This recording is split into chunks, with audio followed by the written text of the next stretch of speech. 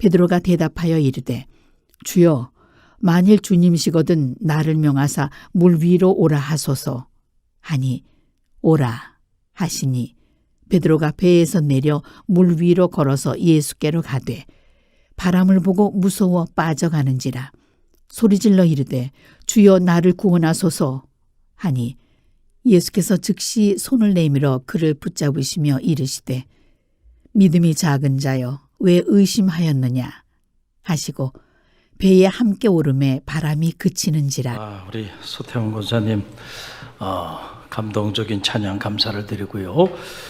지난 5, 6개월 동안 CLT 훈련을 받으면서 참 귀한 은혜로 함께 해왔는데 오늘 이렇게 찬양을 이렇게 들으면서 입술의 고백이 아니고 삶의 고백이구나 이런 생각을 다시 한번 하게 됐습니다. 너무너무 귀한 찬양 감사를 드리고 우리 옆에 있는 분들 바라보고 인사하고 말씀 나누기를 원하는데요. 당신은 하나님의 사랑입니다. 당신은 하나님의 사랑입니다. 우리 옆 사람 인사합니다. 할렐루야. 여러분은 누구예요?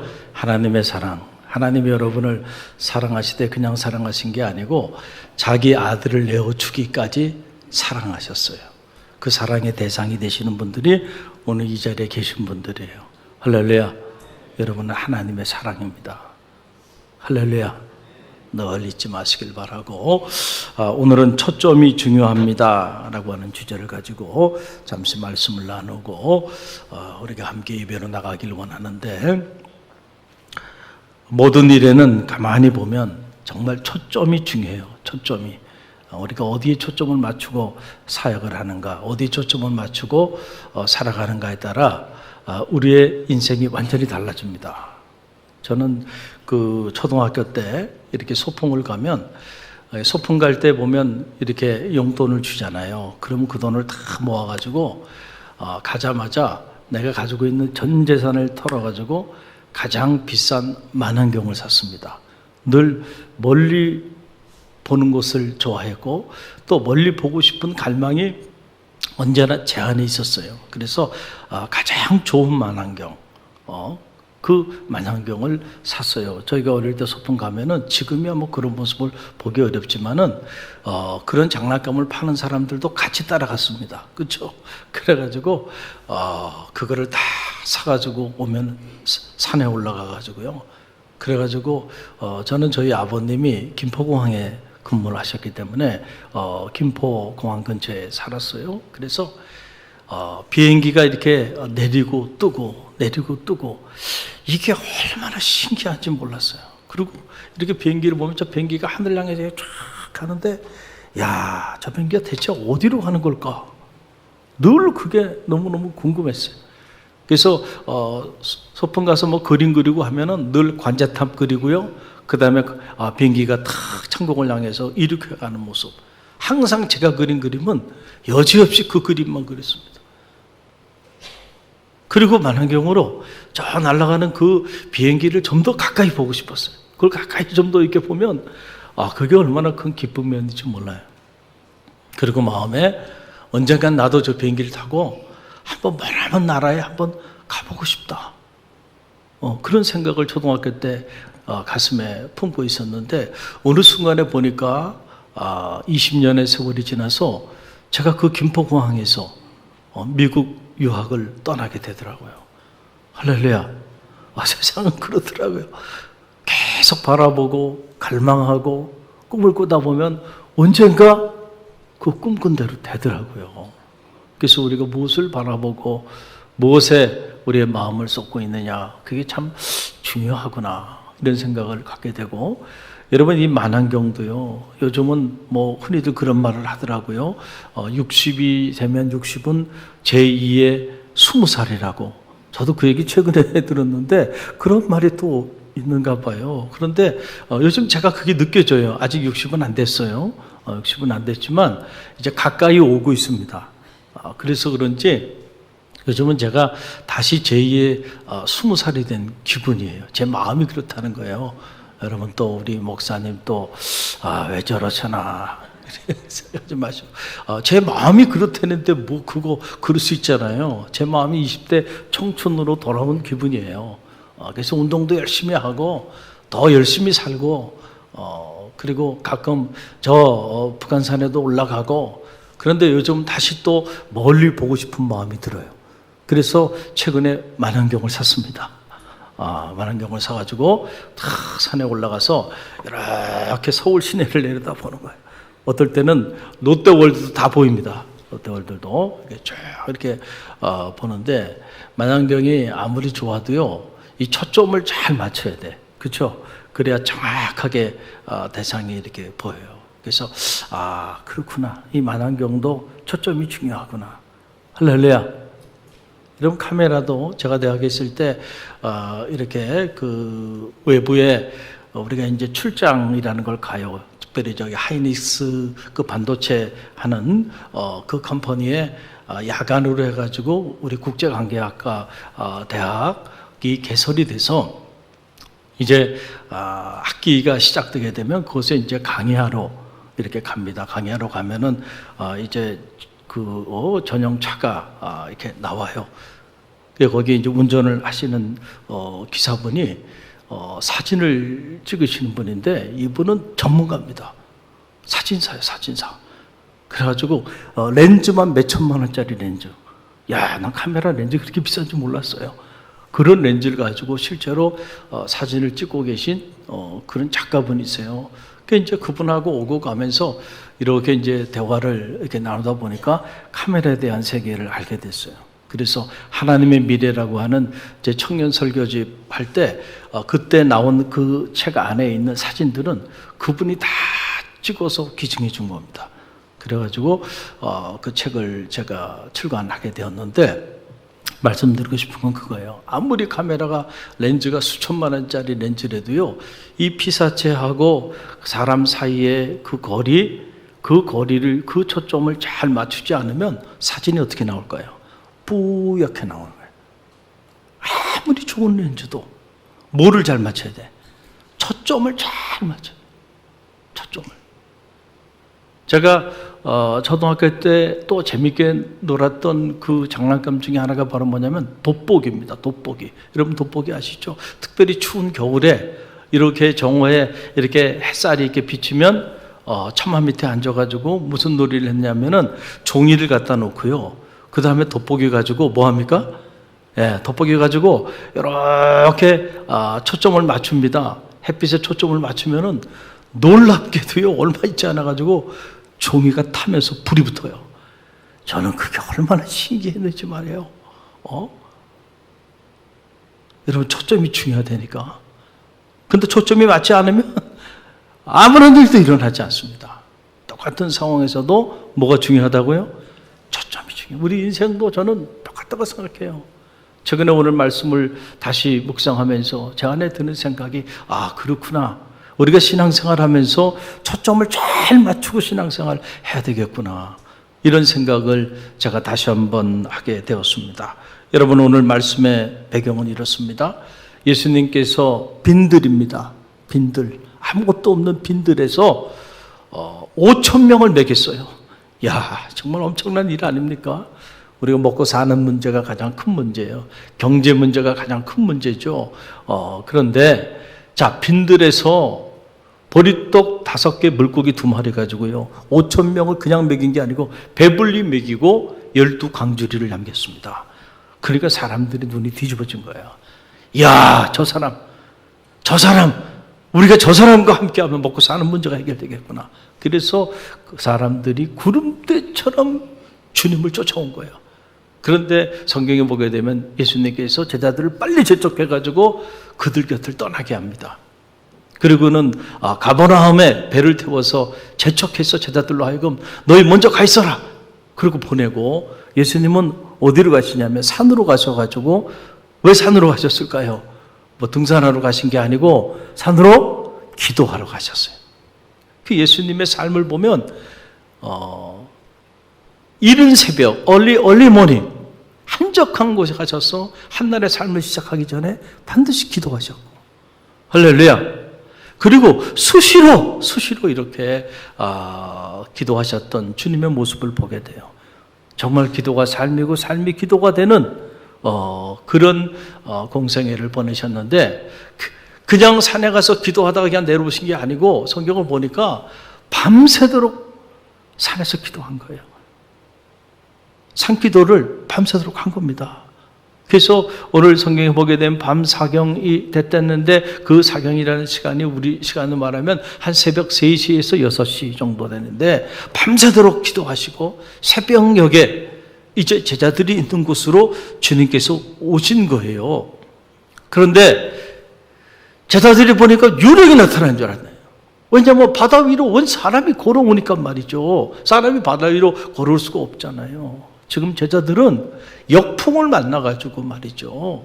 큰 풍랑 속에 배가 지금 앞으로 가지도 못하고 배가 전복되기 직전에 위기 상황에 이렇게 처해 있게 되었는데, 그때 주님께서 제자들에게 물 위를 걸으셔서 가신 거예요. 그 제자들이 유령이 나타난 줄 알고 두려워가지고 안절부절하고 있을 그때에 주님께서 하신 말씀이 뭐라고 말씀하시냐면, 내니 두려워하지 말라. It's me. 나야. 그러니까 두려워하지 마. Don't be afraid. 그 소리를 제자들이 들었어요. 오늘 본문의 말씀은 그 주님의 소리를 듣고 난 다음에 이루어진 이야기가 오늘 본문의 말씀입니다. 이 주님의 소리, 내니 너희는 두려워하지 말라 라고 주님께서 말씀하시자 바로 반응을 보인 사람이 누구냐면은 베드로입니다. 28절에 그 내용이 나와요. 28절 함께 읽어봅니다. 베드로가 대답하여 이르되 주여, 만일 주님이시여거든 나를 명하사 물 위로 오라 하소서 하니. 여러분, 이 대목을 어떻게 읽습니까? 저는 이 말씀을 다시금 묵상하면서 베드로가 왜 베드로가 됐는지 그 이유를 알겠더라고요. 여러분 보세요. 베드로는 어떤 사람이었냐면, 정말 주님이라고 한다면, 주님과 함께라면 풍랑이 있는 바닷속도 뛰어내릴 수 있는 사람이 누구예요? 이게 베드로입니다. 여러분, 이 대목을 가볍게 읽어서는 안 돼요. 이게 평범한 얘기가 아니란 말이에요. 정말 주님이시면 나로 하여금 어떻게 물 위로 오게 하소서. 이야, 성경에 자세히 나와 있지 않지만 아마 이 소리를 주님께서 이렇게 들었을 때 주님의 마음에 감동이 되지 않았을까? 야, 이놈 봐라. 아니, 지금 막 풍랑이 막 일고 있는데 정말 주님이시라면, 주님, 제가 이 풍랑이 있는 바다에도 뛰어내리겠습니다. 이러는 거 아닙니까? 여러분, 누군가가 여러분에게 이렇게 고백한다고 한다면 여러분 어떤 생각이 들까요? 감동이 되죠. 이야, 이 불구덩이 속에 나와 함께 뛰어들겠다고? 베드로는 이런 사람이에요. 그러니까 베드로가 수여자가 될 수밖에 없는 이유는 여기 있는 거예요. 실수도 많고 배운 것도 많지 않고 성격도 만만치가 않고, 그렇지만 그럼에도 불구하고 주님을 향한 그의 그 마음은요, 풍랑이 있는 바닷속이라도 주님이라면 뛰어내릴 각오가 돼 있는 사람이 누구예요? 이게 베드로인 거예요. 근데 실제로 주님께서 그 얘기를 듣고 마음에 감동이 되셨을 거예요. 그래서 주님께서 그러면 내려오라 라고 주님께서 이렇게 말씀을 하시지 않습니까? 왜냐하면 가만히 보니까 정말로 뛰어내릴 태세야. 그냥 이렇게 하는 말이 아니야, 베드로가. 그래서 그러면 한번 어떻게 하라는 거예요? 내게로 오라 라고 주님께서 이렇게 말씀을 하셨습니다. 그랬더니 여러분, 베드로가 그 얘기를 듣고 아니에요, 주님, 한번 해본 얘기입니다. 그렇게 말하지 않았잖아요. 거침없이 뛰어내립니다. 여러분, 다른 제자들은 지금 이게 막 풍랑을 맞이해가지고 배가 전복되기 일보 직전이라 살고 싶어가지고 성경에 자세히 나와 있지 않지만 안 봐도 뻔하지 않습니까? 아마 그냥 배를 붙잡고 뱃바닥에 누워가지고 살겠다고, 혹시 물에 던져지게 되면 안 되니까 말이죠. 안절부절하면서 그러고 있는 상황 아니겠어요? 그런데 말이죠, 베드로가 뛰어내립니다. 거침없이 뛰어내립니다. 이게 베드로예요. 할렐루야. 그러니 이 사람이 수제자로 쓰임받게 될 수밖에 없지 않겠는가. 그랬더니 여러분 어떤 일이 일어납니까? 베드로가 그 주님 말을 바라보고 주님의 말씀에 의지하여 풍랑이 있는 그 바닷속으로 정말로 뛰어내렸어요. 그랬더니 어떤 일이 일어났어요? 여러분 29절 말씀인데 함께 읽어봅니다. 29절. 오라 하시니 베드로가 배에서 내려 물 위로 걸어서 예수께로 가되. 할렐루야. 이야, 실제로 베드로가 풍랑이 있는 그 물속에 주님만을 바라보고 주님의 말씀에 의지해서요. 우리가 말씀에 의지한다는 건 이런 걸 얘기하는 거예요. 정말로 말씀에 의지해? 그 풍랑이 있는 바닷속에도 주님이 오라 그러면 그 말씀을 따라 뛰어내릴 수도 있어야 돼. 그게 말씀을 의지하는 거죠. 내가 생각하기에 이거는 가도 되는 거, 이건 가도 안 되는 거, 내가 판단해가지고 취사 선택해가지고 주님 말씀을 내가 취사 선택한다니까. 그래서 이런 말씀은 내가 듣고 이 말씀은 듣지 않고, 여러분이 그렇게 취사 선택하면서 말씀을 묵상하고 있다고 한다면 그 말씀을 의지하는 게 아니에요. 정말 말씀을 의지하는 건 이런 거예요. 풍랑이 있는 바닷속도 주님 말씀하시니 뛰어내릴 수 있어야 돼. 할렐루야. 이 사람은 진짜 말씀을 의지하며 사는 사람이야. 그런 사람에게는 말씀의 능력이 나타나는 겁니다. 그래서 베드로가 실제로 인류 최초로 물 위를 걷는 사람이 되는 겁니다. 놀라운 일이죠. 그런데 여러분, 그 다음에 어떤 일들이 벌어지냐면 그 순간 갑자기 바람이 확 몰아쳐 오는데 베드로가 그 주님을 바라보다가 순간 불어오는 그 바람을 바라보게 됐어요. 그런데 바람을 바라보는 순간 베드로의 마음에 두려움이 밀려왔고 그 두려움 때문에 베드로가 물속에 빠져드는 이런 안타까운 장면이 오늘 본문에 기록되어 있어요. 여러분 30절 말씀이 그 말씀이에요. 30절 함께 읽어봅니다. 바람을 보고 무서워 빠져가는지라 소리질러 이르되 주여 나를 구원하소서 하니 그랬어요. 여러분 이 긴박한 짧은 말씀 속에 저는 우리가 신앙생활을 하면서 과연 무엇을 바라보며 무엇에 초점을 맞추며 살아야 하는지 거기에 관한 놀라운 생명의 말씀이 이 짧은 말씀 속에 담겨 있다고 생각합니다. 여러분 상황은 똑같은 상황입니다. 지금 막 풍랑이 있는 바다 한복판에 있는 거예요. 이런 똑같은 상황인데 그 상황 속에서 베드로가 주님만을 바라보고 정말로 주님의 말씀에 의지해서 그가 풍랑이 있는 바닷속 한복판을 향하여 나아갔을 때 그 풍랑이 그를 침몰치 못하는 물 위를 걷는 그런 위대한 역사가 나타났어요. 그런데 똑같은 상황입니다. 그런데 그가 주님을 바라보지 않았어요. 그리고 주님을 바라봤던 그 시선을 풍랑이 있는 바다를 바라본 거예요. 그런데 그걸 바라보는 순간 마음에 뭐가 생겨요? 두려움이 밀려왔다는 말이에요. 죽는 거 아닌가? 그 두려움이 생기는 순간 그의 몸은 물속으로 빠져들어가게 됐다라고 하는 그런 얘기. 여러분 잘 들으세요, 이 얘기를. 여기에 놀라운 진리가 담겨 있습니다. 여러분 우리가 수영을 처음 배울 때, 저도 수영을 처음 배울 때 보니까 그렇더군요. 처음에는 물이 무서워요. 그래서 물에 들어가는 게 두렵습니다. 그렇죠? 그래서 이렇게 물에 딱 들어가면 말이죠, 물이 나를 끌어내리는 것 같아. 그래서 막 위로 뜨려고 막 몸부림칩니다. 그러면 그럴수록 어떻게 된 일인지 몸은 물속으로 계속 가라앉아요. 뭐가 물 밑에서 누가 잡아서 끌어내리는 것 같아. 그런데 여러분, 어느 순간 물에 대한 두려움이 사라지고 그리고 물 위에 내 몸을 이렇게 내어 던지면요, 그때부터는 가라앉는 게 어려워. 가라앉는 게 어려워. 절대로 사람 몸은 가라앉지 않습니다. 어떻게 하면? 마음에 두려움이 없고 물에 내 몸을 그냥 내어 맡겨보세요. 앞으로 있든 뒤로 누워있든 한번 그냥 맡겨보세요. 그럼 몸은 둥둥 뜹니다. 물 위에. 가라앉는 게 어렵다니까. 그때부터 가라앉아서 여러분 이 물밑 속으로 들어가려면 무슨 납덩어리 같은 것들 막 차고, 그 잠수부들이 그런 거 하고 그래야 내려가는 거예요. 우리 몸은 뜨게 돼 있다니까. 물에 대한 두려움이 없으면 가라앉지 않습니다. 할렐루야. 그런데 이 물이 무서워. 물이 나를 죽일 것 같아. 그래서 그 두려움 가운데 있게 되면 놀랍게도요, 우리 몸은 그냥 막 가라앉습니다. 그래서 물에 빠져 죽는 거예요. 여러분, 우리 인생은 항해와도 같죠.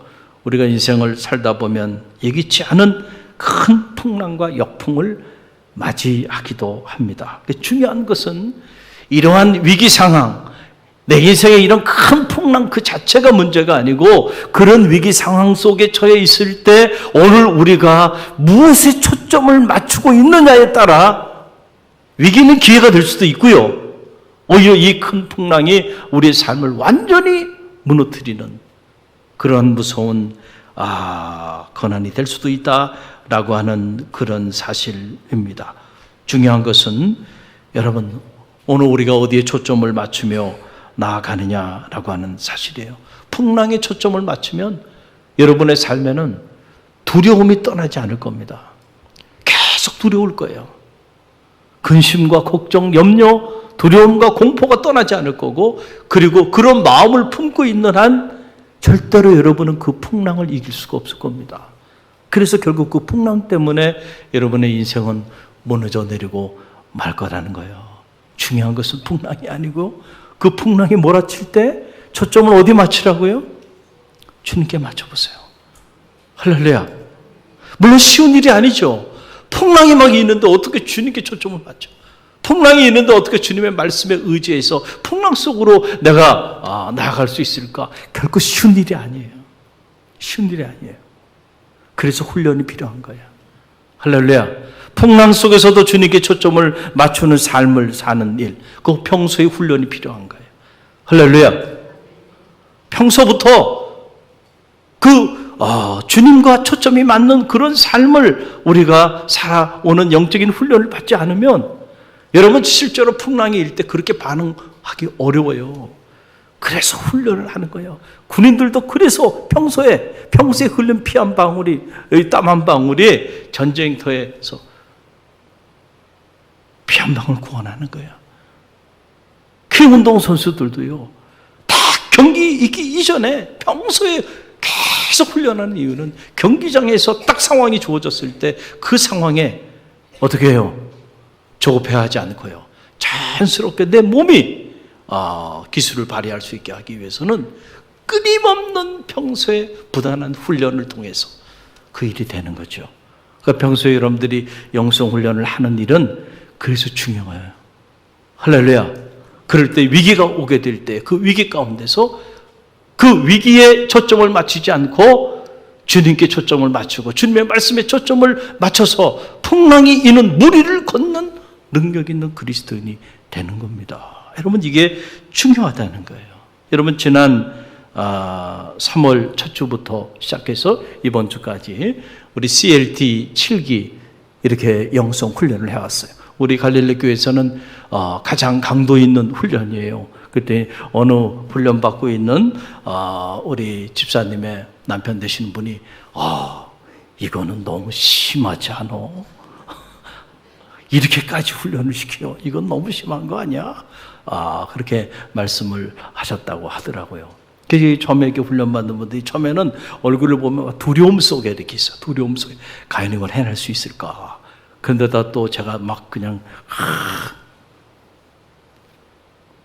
긴장하라고 무조건 그냥 3번 이상 빠지게 되면 그냥 무조건 수료하지 못하니까 그때부터는 저한테 얘기도 하지 말고 본인이 아직 준비가 안 됐다 생각하고 알아서 그냥 다음에 내가 도전해야 되겠다 그 생각하라. 한 사람도 나고 하지 않으려면 정신 바짝 차리고 쫓아와야 된다. 막 겁을 막 주죠. 할렐루야. 근데 한 사람도 나고 하지 않고 이번에 8분이 다 수료하게 됐어요. 할렐루야. 여러분들의 중보기도 해주신 덕분이라고 생각해요. 이 영성 훈련이라는 게 뭘까? 쉽게 말씀드리면 다른 게 아닙니다. 우리가 이렇게 제가 좋은 말로 아주 그 멋있는 말로 표현해서 익숙한 삶과의 결별을 선언하는 삶이다. 이렇게 표현한 거죠. 그러나 이거를 그냥 이렇게 날것으로 여러분에게 설명해 드린다면 이런 거예요. 세상을 향했던 나의 삶을 이 훈련을 통하여 좀 주님에게 초점을 맞출 수 있도록 조리개를 조절하는 그 영적인 과정이 바로 이 훈련의 과정이에요. 왜냐하면 매일 새벽기도 참석해야 돼. 모든 집회, 그러면 성령 집회, 주일 오전 예배, 주일 오후, 교회가 영적으로 프로그램이 일주일에 대단히 많은 프로그램들이 돌아가는데 그 프로그램에 다 참여하고, 그리고 말씀을 다 받아 적고, 그리고 일주일에 한 번씩 숙제 검사하고, 그리고 이번에는 수요일 날 저녁에 8시 반에서 10시까지 다 직장 생활하고요. 어떤 사람은 저 용산에 살고, 그런데도 무조건 오게 했습니다. 온라인 안 돼. 오라는 거예요. 오라는 거예요. 할렐루야. 그 몸부림치면서 이분들이 온 거예요. 어떤 청년은 낮에 일하고 저녁에 공부하고 언제 시간이 있겠습니까? 그런데도요, 한 번도 빠지지 않고 그렇게 다 참석을 해요. 매 새벽까지. 그러니 여러분 생각해 보세요. 다른 데 신경 쓸 시간적 여유가 없습니다. 이것 쫓아오려면. 그러니까 그러더라고요. 지난주에 우리가 종강 모임 가지면서 대화를 나누는데, 사람이 변화되는 게 저는 가장 큰 기적이라고 생각하는데 감동적이더라고요. 다 놀라운 감동적인 삶의 변화들을 고백하는데 제가 다 일일이 받아 적었어요. 저거는 하나님이 하시는 소리구나. 할렐루야. 그러면서 하는 말이 그래요. 이 훈련 받으면서 자기 삶이 다 정리가 됐대. 그전에는 무슨 이 사람도 만나자, 저 사람도 만나자, 모두 그런 모든 스케줄들이 그냥 알아서 정리가 되더라는 거야. 할렐루야. 그것 쫓아다녀가지고는 이 훈련을 할 수가 없거든요. 그래서 주님과 주님의 말씀에만 초점을 맞추며 나가다 보니까 생각이 바뀌고요. 할렐루야. 그러니까 간증이 터져 나오는 거예요. 오늘 오후에 이제 그분들의 간증을 여러분이 들을 수 있는 그런 기회가 있습니다. 아무도 빠지지 마시고 모두 참여해서 직접 한번 들어보세요.